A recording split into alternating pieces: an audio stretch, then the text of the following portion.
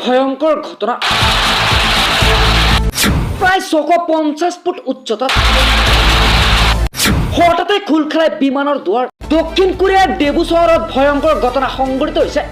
মাজ আকাশতে দক্ষিণ কোরিয়ার এখন বিমানত এজন যাত্রীয়ে হঠাৎ খুলি দিলে দুয়ারখন আর এই বিমানখন প্রায় 650 ফুট ওপৰত আছে বিমানত থকা আন যাত্ৰীয়ে যুৱকজনক বাধা দিয়াৰ ফলতো যুৱকজনে দৰজাখন হঠাৎ খুলি দিয়ে আৰু ইয়াৰ ফলতে 9জন লোক গুৰুতৰভাৱে আহত হৈছে আৰু ইতিমধ্যে এই যুৱকজনক আৰক্ষীয়ে গ্ৰেপ্তাৰ কৰি সোধাবছা অব্যাহত ৰাখিছে পৰৱৰ্তী খবৰটো এটা খুব ডাঙৰ খবৰ এতিয়াও সমগ্ৰ ৰাজ্যবাসীৰ মনত এটাই প্ৰশ্ন যে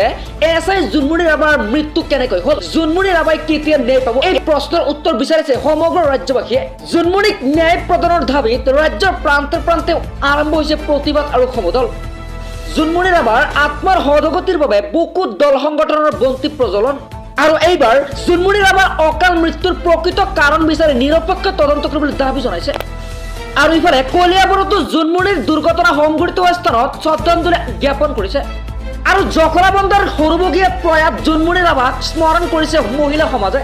পৰৱৰ্তী খবৰটো এটা খুব ডাঙৰ খবৰ ৰাজ্য কপাই যোৱা এছআই জুনমুনি ৰাভাৰ মৃত্যুত নাম সাঙুৰ খোৱা আৰক্ষী বিষয়া আবাজুতি ৰাভাৰ সম্পত্তি তদন্ত কৰিব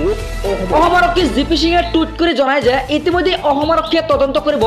আবাজুতি ৰাভাৰ সম্পত্তি তেওঁ 3 বছৰ কাৰ্যকালত ইমান সম্পত্তিৰ মালিক কেনেকৈ হ'ল সমগ্ৰ ৰাজ্য কপাই যোৱা জুনমুনি ৰাভাৰ মৃত্যুৰ ঘটনাৰ সৈতে নাম সাঙুৰ খাইছিল এইজন আবাজুতি ৰাভাৰ এইজন আৰক্ষী বিষয়াই 3 বছৰতে সম্পত্তিৰ পাহাৰ কৰিছিল